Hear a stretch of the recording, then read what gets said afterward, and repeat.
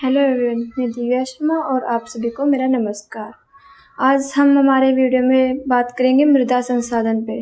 राजस्थान के अंतर्गत जो मृदा संसाधन है उस टॉपिक पे हम आज बात करेंगे। हम क्या देखते हैं कि मृदा क्या है, मृदा किसे कहते हैं।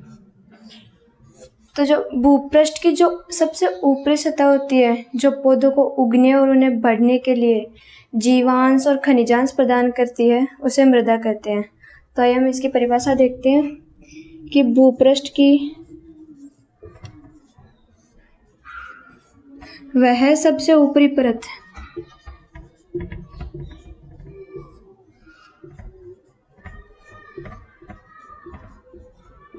जो पौधों को उगने और बढ़ने दोनों कामों के लिए, उगने व बढ़ने के लिए जीवांश व खनिजांश प्रदान करती है।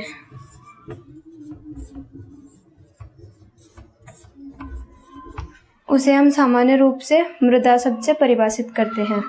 मृदा के निर्माण के लिए सभी प्राकृतिक तत्व उत्तरदायी होते हैं, जिनमें जो वन्य जीव हैं वो और वनस्पति, जल, वर्षा, तापमान, जलवायु और जो जैविक क्रियाएं हैं वह सभी, चट्टानों का टूटना, अपक्षय, अपरदन, सभी जो तत्व हैं प्राकृतिक वो मृदा निर्माण में अपना संपूर्ण योगदान देते हैं। तो अब हम इसके संदर्भ में बात करते हैं राजस्थान की मृदा की। तो राजस्थान की मृदा के विभाजन का आधार क्या है? राजस्थान की मृदा, तो इसके विभाजन का आधार है यहाँ की उपलब्धता,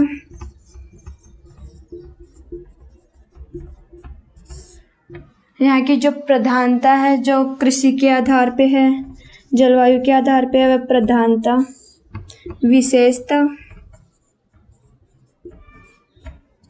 और यहाँ की जो कृषिगत उर्वरता है।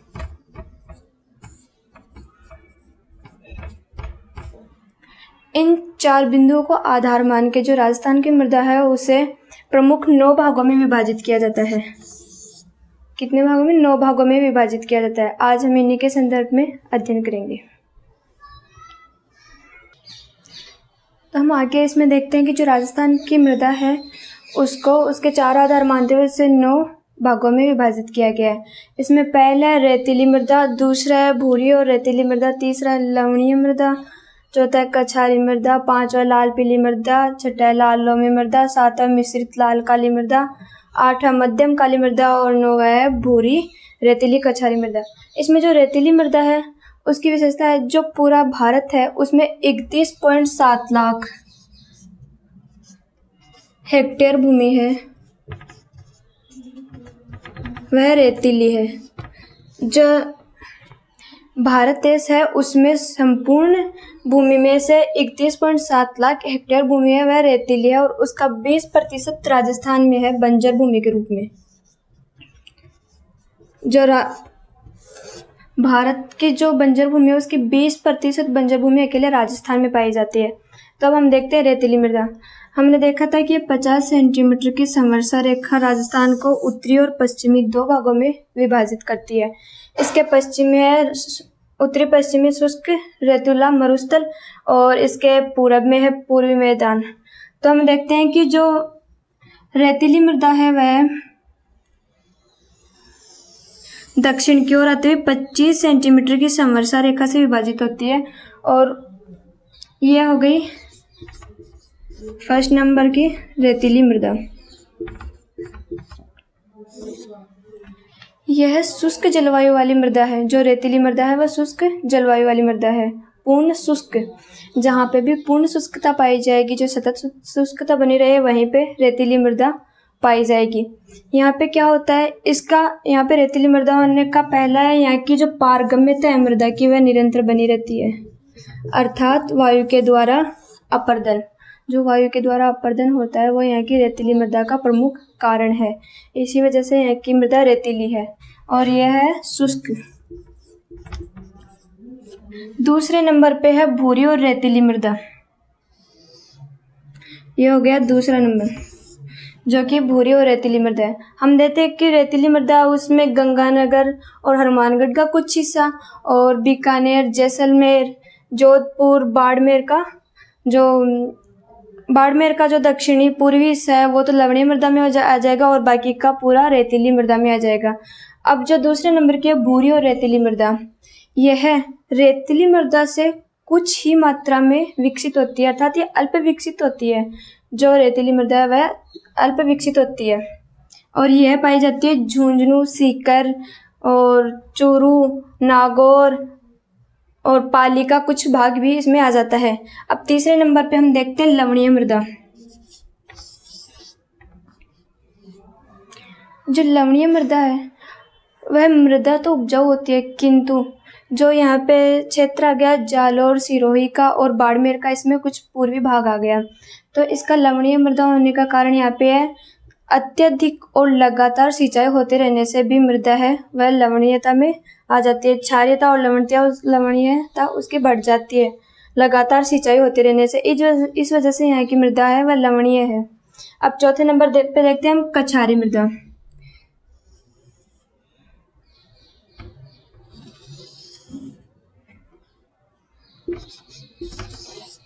यह हो गई कछारी मृदा। कछारी मृदा वह जो जल और निक्षेपों के द्वारा निर्मित होती है। ये कुछ मात्रा में उपजाऊ होती है। इसमें रासायनिक खाद और सिंचाई की पर्याप्त सुविधा के आधार पर इसमें फसलीकृत मृदा होती है ये।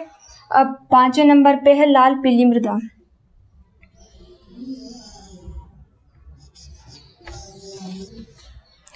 जो लाल पीली मृदा है वह जयपुर, दौसा, टोंक इन सब जिलों में पाई जाती है। अजमेर का भी इसमें पूर्वी हिस्सा आ जाता है, और भीलवाड़ा और यहाँ पे आ गया इसका टोंक, दौसा वगैरह सभी जिले आ जाते हैं।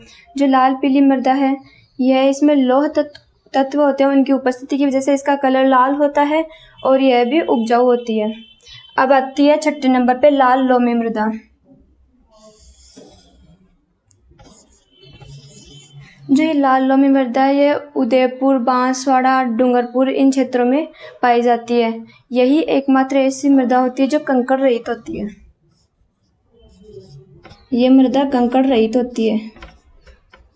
जो लाल लोमी मृदा है वह कंकड़ रहित होती है, और इसमें चिक्का मिट्टी के गुण पाए जाते हैं। जो क्ले होता है ना, उसके गुण पाए जाते हैं। इसमें ह्यूमस मात्रा की कमी होती है, पर रासायनिक खाद देने से इसमें पर्याप्त रूप से फसल की जा सकती है।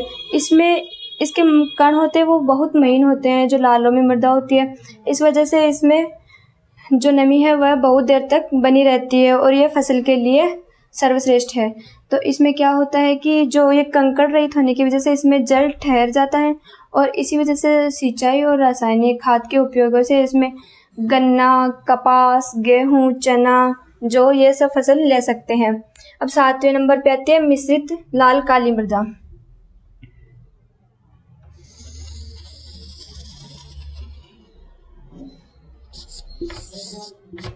जो मिश्रित लाल काली मृदा है वह लाल लोमी मृदा से कुछ ही मात्रा में भिन्न है, क्योंकि यह तो होती है कंकड़ रहित मृदा लाल लोमी मृदा, पर जो मिश्रित लाल काली मृदा होती है वह मालवा के पठार का भाग है, उसी से निक्षेपित होकर ये इस मृदा का निर्माण हुआ है जलोढ़ जो अपवाह तंत्र है उनके द्वारा, और ये यहाँ पे नीचे आके मैदानों के रूप में बिछ गया है। इसका जो कांपीय जमाव है वह हो गया यहाँ पे। तो ये लाल लोमी मृदा से कुछ अलग होती है, पर इसमें कंकड़ पाए जाते हैं, और यह अफीम की खेती के लिए भी उपयुक्त मानी जाती है। अब है आठवें नंबर पे मध्यम काली मृदा। इस मृदा में एल्यूमिनियम और फेरस की मात्रा अत्यधिक पाई जाती है। ये खनिज मृदा के रूप में भी जानी जाती है। ये पूर्णतः हाड़ौती प्रदेश में पाई जाती है जो मध्यम काली मृदा है, और इसी में भी वही है जब रासायनिक खाद और सिंचाई के द्वारा फसल ली जा सकती है। अब 9वें नंबर पे भूरी रेतीली कछारी मृदा। तो ये 2 जगहों पे पाई जाती है, एक तो यहाँ पे और एक इस हिस्से में। जो भरतपुर का उत्तरी पूर्वी भाग है और जो गंगानगर का मध्यम भाग है उसमें भूरी रेतीली कछारी मृदा पाई जाती है। यही रीजन है कि जो गंगानगर है उसमें कपास और गेहूं की खेती सर्वाधिक हो सकती है। जो भूरी रेतीली कछारी मृदा है, इसी की वजह से गंगानगर में गेहूं और कपास की उपज अच्छे रूप में प्राप्त हो जाती है। तो इस प्रकार हमारे ये मृदा के 9 भागों में हमने मृदा को पढ़ा है। अब आगे हम देखते हैं जो वैज्ञानिक पद्धति से मृदा को 5 भागों में बांटा गया है, वो एरिडीसोल, एंटीसोल, अल्फीसोल, इंसेप्टिसोल, वर्टिसोल, उसको हम देखते हैं आगे। अब हम देखते हैं जो वैज्ञानिक पद्धति से है वह मृदा को 5 भागों में विभाजित किया गया है। वैज्ञानिक पद्धति से मृदा को 5 भागों में विभाजित किया गया है। इसको वैज्ञानिक पद्धति को आधार माना गया है यूएसडीए के द्वारा। यूएसडीए ये क्या है? United states department of agriculture.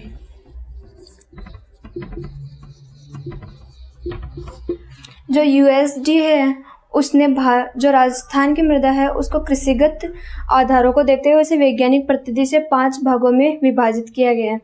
उनमें पहला है एंटीसोल,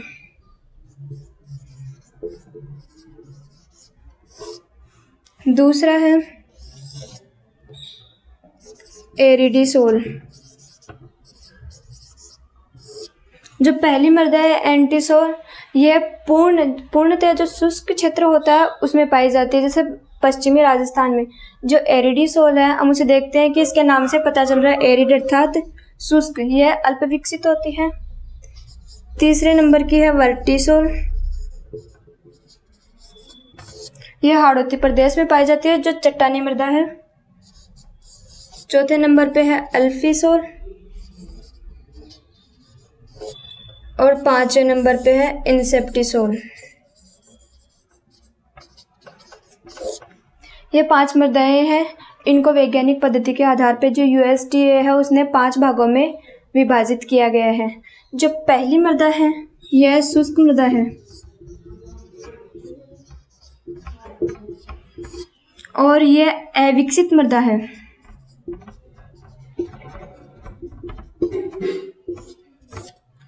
जो एंटीसोल मृदा है वह अविकसित मृदा है और शुष्क मृदा है, क्योंकि वायु के द्वारा लगातार जो पश्चिमी राजस्थान प्रदेश में पाई जाती है। जैसे मानचित्र पर देखेंगे कि जो एंटीसोल मृदा है उसमें लगातार वायु के वजह से अपर्दन और निक्षेपण की प्रक्रिया चलती रहती है, जिससे इसके ऊपरी जो उपजाऊ परत होती है वह उड़कर अन्यत्र पलायन कर जाती है और उस वजह से वहाँ की उपजाऊपन यहाँ का नहीं रह पाता है और ये मृदा अविकसित है। अब दूसरे नंबर पर देखते हैं एरिडीसोल।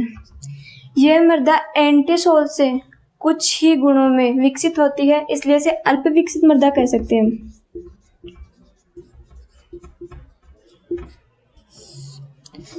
जहां पर भी राजस्थान में अर्ध शुष्क जलवायु पाई जाएगी वहां पर एरिडीसोल मृदा ही पाई जाएगी। यह है अर्ध शुष्क जलवायु। जो अर्धशुष्क जलवायु क्षेत्र है उसमें हमेशा एरिडीसोल मृदा ही पाई जाएगी। अब हम देखते हैं वर्टिसोल। वर्टिसोल मृदा है उसका निर्माण वह सिस्टनिस जैसी चट्टानों से हुआ है। कौन सी चट्टानें? सिस्टनिस। इन चट्टानों के कायांतरण से इस मृदा का निर्माण हुआ है। यह मृदा जो लाल काली मृदा थी, मध्य मृदा, वही है ये, और इसे वैज्ञानिक पद्धति के आधार पर वर्टिसोल बोला जाता है। यह उपजाऊ मृदा होती है जिसमें खनिज तत्व पाए जाते हैं और यह मृदा अति आर्द्र जलवायु वाली है। अब जो अल्फीसोल और जो इंसेप्टिसोल है उनमें आर्द्र और उपाद्र के आधार पर हम विभाजन कर सकते हैं, किंतु ये दोनों मृदाएं मिश्रित रूप से जो पूर्वी मैदानी भाग बच जाता है, अरावली पर्वतमाला के पूर्व में और हाड़ौती प्रदेश के बीच का जो पूरा भाग बच जाता है उसमें अल्फीसोल और इंसेप्टिसोल मृदाएं पाई जाती हैं। तो जो अल्फीसोल मृदा है यह है आर्द्र जलवायु वाली मृदा और जो इंसेप्टिसोल मृदा है वह उपाद्र जलवायु वाली मृदा।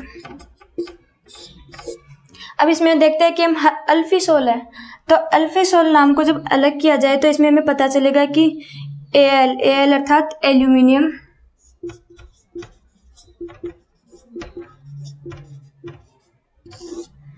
और जो एफ है वो यहाँ पे फेरस को प्रदर्शित कर रहा है।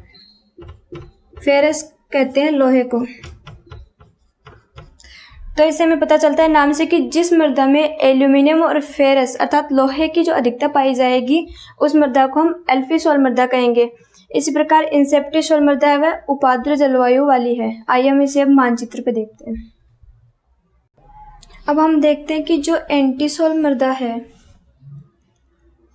वह राजस्थान के पश्चिमी क्षेत्र में पाई जाती है। यह हो गई एंटीसोल। जलवायु के आधार पर देखें तो शुष्क जलवायु,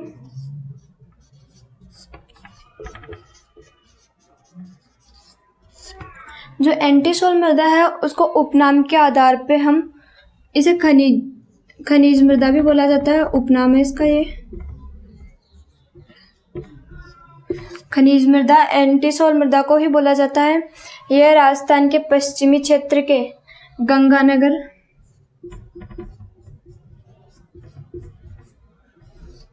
बीकानेर, जैसलमेर और उत्तरी बाड़मेर, इस क्षेत्र में इन सभी जिलों में इस मृदा का विस्तार पाया जाता है। यह मृदा लगातार इस मृदा का जो वायु अपर्दन के कारण वायु के द्वारा इसका अपर्दन होता रहता है, इस वजह से यह अविकसित मृदा कहलाती है।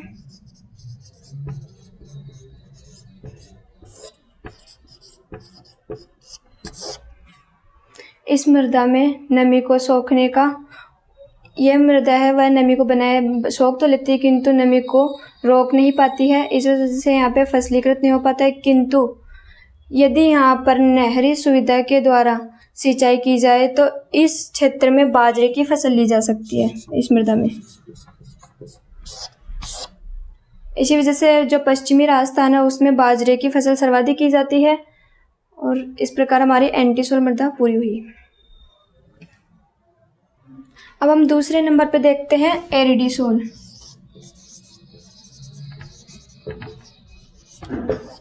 जो एरिडीसोल मृदा है वह अरावली के तो पश्चिम में और जो एंटीसोल मृदा है उसके पूर्व में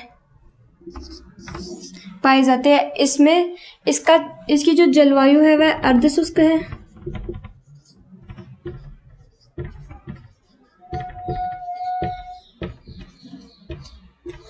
और यह राज्य के सीकर, झुंझुनू, चूरू, नागौर, पाली, जोधपुर और जालोर, इन जिलों में जो एरिडीसोल मृदा है उसका फैलाव है। एरिडीसोल इसके नाम से पता चलता है, एरिड अर्थात शुष्क जलवायु वाली मृदा।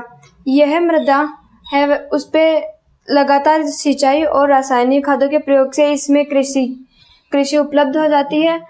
किंतु यह मृदा पश्चिमी राजस्थान में प्रधानता से पाई जाती है।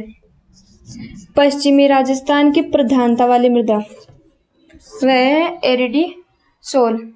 जो एंटीसोल मृदा थी उसका रंग होता है पीला हल्का भूरा,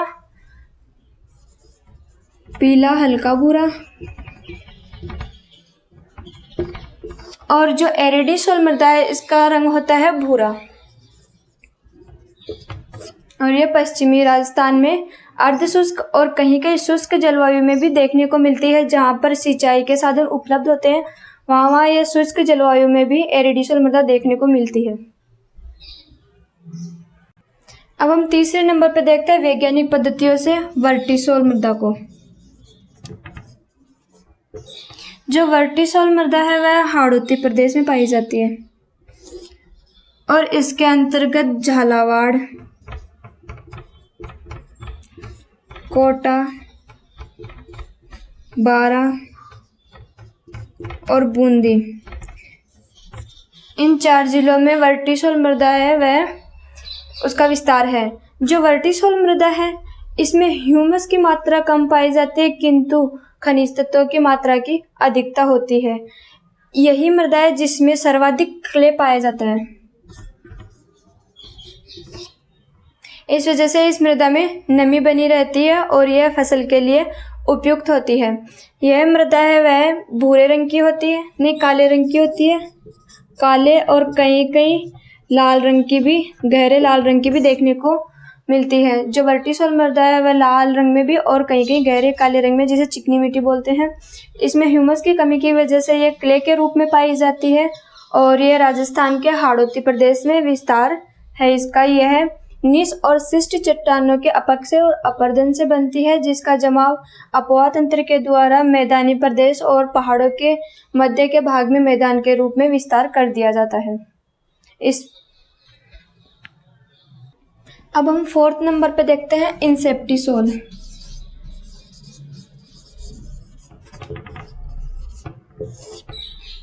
जो इंसेप्टिसोल मृदा है वह एंटीसोल से थोड़ी विकसित होती है, इसलिए इसे अल्प विकसित या विकसित की श्रेणी में रखा जाता है। जहाँ पर इसे सिंचाई पूर्ण रूप से प्राप्त नहीं हो पाती है वहाँ पे यह अल्प विकसित के रूप में, और जहाँ पे सिंचाई और खाद इसे मिल जाए वहाँ पर यह विकसित मृदा के रूप में कार्य करती है। यह अरावली के पूर्वी मैदानी भाग में पाई जाती है जो कि जलोढ़ मैदानों में फैली हुई है। जलोढ़ मैदानों में इस मृदा का फैलाव है। यह भरतपुर, धौलपुर, सवाई माधोपुर,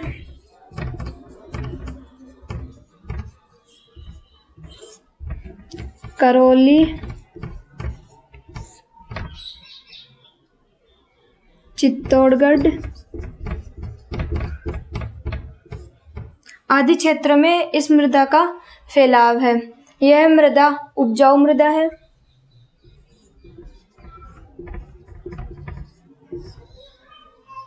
जो इंसेप्टिसोल मृदा है वह उपजाऊ मृदा है। ये एंटीसोल से कुछ गुणों की वजह से, वृद्धि की वजह से ये विकसित मृदा के रूप में आती है। उससे थोड़ी ये विकसित मृदा है। इंसेप्टिसोल से अधिक इसमें ह्यूमस वगैरह पाए जाते हैं और सिंचाई के द्वारा इसमें फसलीकृत कार्य को अंजाम दिया जा सकता है। अब हम 5वें नंबर पे देखें तो पाएंगे कि जो अल्फिसोल मृदा है इसके हमें नाम से ही पता चल रहा है कि इसमें एल्यूमिनियम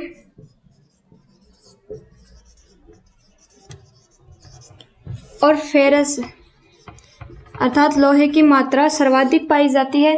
इसी वजह से इस मृदा का नाम अल्फिसोल पड़ा यूएसडीए के द्वारा। यह मृदा 80 सेंटीमीटर से अधिक जहाँ पे वर्षा होती है उस क्षेत्र में पाई जाती है। इसका कोई निश्चित क्षेत्र नहीं है। यह वर्षा के आधार पर जहाँ पे 80 सेंटीमीटर से अधिक वर्षा होती है वहाँ पे पाई जाती है।